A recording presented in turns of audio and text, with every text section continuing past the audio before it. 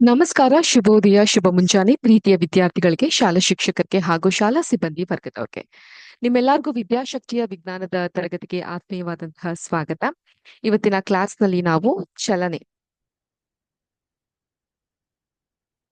ಈ ಒಂದು ಪಾಠದಲ್ಲಿ ಏಕರೂಪ ವೃತ್ತಿಯ ಚಲನೆಯ ಬಗ್ಗೆ ತಿಳ್ಕೊಂತಾ ಹೋಗೋಣ. ಏಕ ರೂಪ ವೃತ್ತಿಯ ಚಲನೆ, ಏಕರೂಪ ವೃತ್ತಿಯ ಚಲನೆಯ ಬಗ್ಗೆ ನಾವು ತಿಳ್ಕೊಂತಾ ಹೋಗೋಣ. ಈಗ ಕಾಯ ಅಂತ ಹೇಳಿದ್ರೆ ಏನಿಲ್ಲಿ? ಕಾಯ ಅಂತ ಹೇಳಿದ್ರೆ ಆಬ್ಜೆಕ್ಟ್.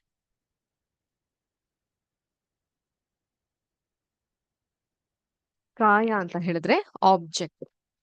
ಕಾಯವೊಂದರ ವೇಗದಲ್ಲಿ ಬದಲಾವಣೆ ಆದಾಗ ಅದು ವೇಗೋತ್ಕರ್ಷ ಹೊಂದಿದೆ ಅಂತ ಹೇಳ್ತೀವಿ ಅಲ್ವಾ?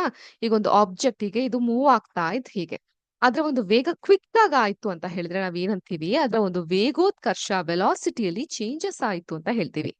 ಈಗ ವೇಗದಲ್ಲಿ ಆಗುವ ಬದಲಾವಣೆಯು ಅದರ ಪರಿಮಾಣ ಅಥವಾ ಚಲನೆಯ ದಿಕ್ಕು ಅಥವಾ ಎರಡನ್ನ ಕೂಡ ಒಳಗೊಂಡಿರಬಹುದು. ಓಕೆ, ಸೊ ಅದು ಚಲಿಸ್ತಾ ಇರುವಂತಹ ದಿಕ್ಕು ಮತ್ತೆ ಅದರ ವೇಗ, ಸ್ಪೀಡ್, ಇವೆರಡನ್ನ ಕೂಡ ಅದು ಒಳಗೊಂಡಿರಬಹುದು. ಕಾಯವೊಂದು ತನ್ನ ಚಲನೆಯ ದಿಕ್ಕಿನಲ್ಲಿ ಮಾತ್ರ ಬದಲಾವಣೆಗೊಂಡಾಗ ವೇಗದ ಪರಿಮಾಣದಲ್ಲಿ, ಪರಿಮಾಣ ಅಂದ್ರೆ ಇಲ್ಲಿ ಮೆಷರ್ಮೆಂಟ್ ಅಲ್ಲಿ ಬದಲಾವಣೆ ಹೊಂದದ ನಿದರ್ಶನವನ್ನ ಯೋಚಿಸಬಹುದು. ಸೊ ಯಾವ್ಯಾವ ರೀತಿ? ಒಂದು ಎಕ್ಸಾಂಪಲ್ ಅಂತ ಹೇಳಿದ್ರೆ,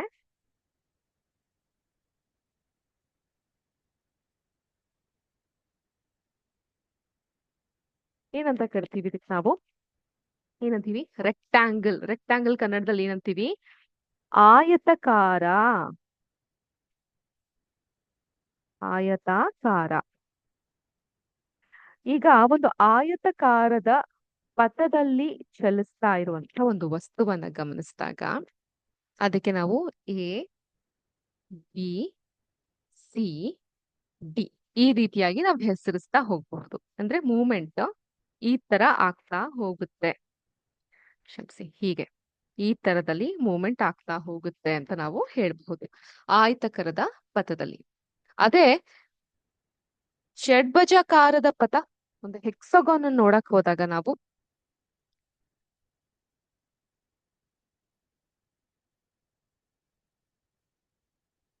ಈ ರೀತಿಯಾಗಿರುತ್ತೆ.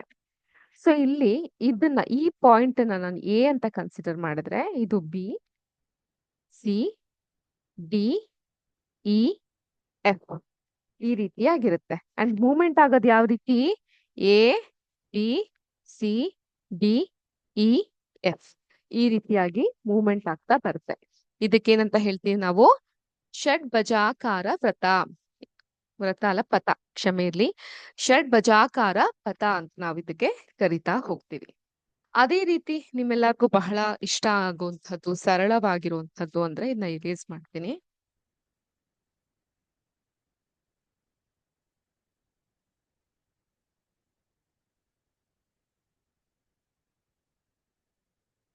ಏನಿದು? ವೃತ್ತಾಕಾರ, ಸರ್ಕಲ್.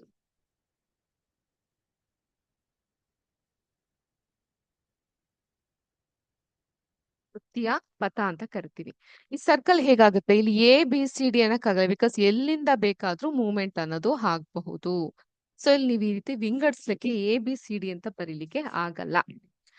ಅದೇ ತರ ನೆಕ್ಸ್ಟ್ ಇನ್ನೊಂದು ಹೆಕ್ಸಗಾನ್ ಆಯ್ತು. ಅದೇ ತರ ಆಕ್ಟಗನ್ ಅಂತ ಕರಿತೀವಿ ನಾವು ಇಂಗ್ಲಿಷ್ ನಲ್ಲಿ. ಕನ್ನಡದಲ್ಲಿ ನಾವ್ ಇದಕ್ಕೆ ಅಷ್ಟಭುಜಾಕಾರದ ಪಥ ಅಂತ ಕರಿತೀವಿ. ಹೇಗಿರುತ್ತೆ ಇದು? ಈಗ ಒಂದು ಪಾಯಿಂಟ್ ಇಂದ ಹಿಂಗ್ ಶುರುವಾಗುತ್ತೆ ಅಂತ ಇಟ್ಕೊಳ್ಳಿ.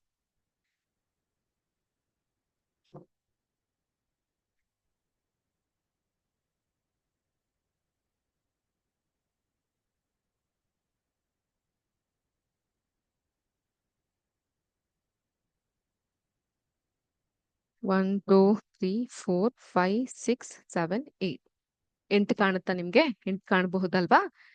ಎ ಅಂತ ಇಟ್ಕೊಳ್ಳಿ ಭಾವಿಸಿ. B, C, D, E, F, G, H 1 2 3 4 5 6 7 8 8 8ಕ್ಕೆ ನಾವೇನಂತೀವಿ ಅಷ್ಟಭುಜಾಕಾರದ ಪಥ. ಅಷ್ಟಭುಜಾಕಾರದ